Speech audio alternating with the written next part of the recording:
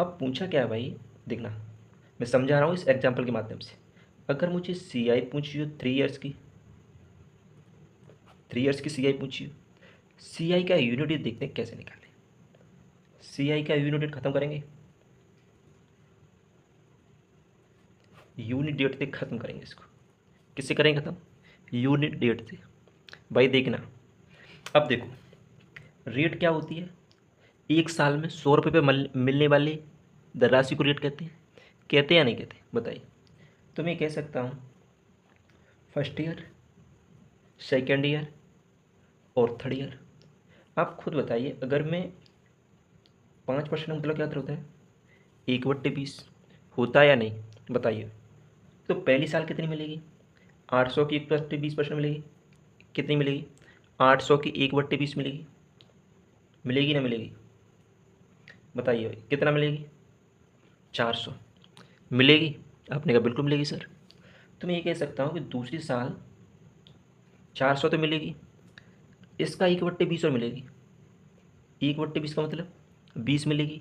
तो मैं कह सकता हूँ कि दूसरी साल की ब्याज 420 हो गई। बताइए भाई, दूसरी साल की ब्याज 420 हो गई। अब बताइए भाई, तीसरी साल में आपको 400 मिली प्लस 20 मिली, मिली या नहीं? मिली या नहीं, बताइए। अब इस पर ब्याज मिलेगी, बताइए। 1/20 इसकी मिलेगी, तो मैं कह सकता हूँ कि 20 मिली। अब इसका भी मिलेगा, मिलेगा नहीं मिलेगा? 1/20 का मतलब 1 मिलेगा। तो कितनी होगी भाई? 441 हो गई। बताइए भाई, 441 हो गई।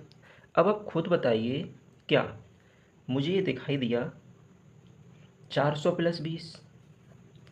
देखो, 400 का 1/20 20 हुआ, 20 का 1/20 20 हुआ, यानी कि उसका यूनिट डिजिट 1 आया। आया नहीं आया? बताइए भाई, आप खुद बताइए, अगर मैं इस चीज़ को जोड़ूँ, 400 420 820, इधर कितना हुआ, बताइए। 441 हुआ। हुआ या नहीं? भाई केवल एक बार समझ लीजिए, दुनिया की कोई भी ताकत नहीं है जो आपको सीआई में हरा सके, समझो। तो देखो, कितना हुआ? 820 प्लस 400, 1220 प्लस 41, 1241। बताइए, सीआई आ गई। अब देखो, सीआई का यूनिट भी एक है, अंतर का यूनिट भी एक है या नहीं? बताइए, यही अंतर होता है? बताइए, यही अंतर होता है या नहीं? होता है या नहीं भाई, बताओ एक बार। आपने कहा बिल्कुल होता है। समझ में आ गया यहाँ तक?